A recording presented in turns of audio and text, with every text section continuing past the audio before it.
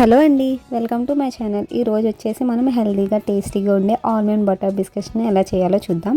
దీనికి ముందుగా కావాల్సిన పదార్థాలు ఆల్మండ్ పౌడర్, గోధుమ పిండి, butter, brown sugar.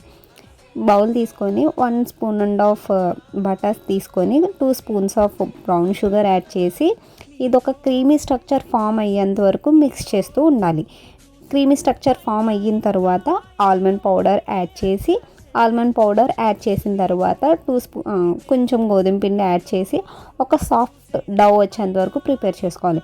Soft Dove వచ్చిన తర్వాత మనం బిస్కెట్స్ ఏ సైజెస్లో కావాలో ఆ సైజెస్లో బిస్కెట్స్ యాడ్ చేసి దాని మీద గ్రైండ్ చేసిన బాదం పొడి యాడ్ చేసి ఓవెన్ అయితే స్టవ్ మీద కూడా బేక్ చేసుకోవచ్చు. స్టవ్ మీద 30 మినిట్స్ సిమ్లో బేక్ చేసుకుంటే మనకి రెడీ అయిపోతాయి ఎమ్మీ బటర్ ఆల్మండ్ బిస్కెట్స్.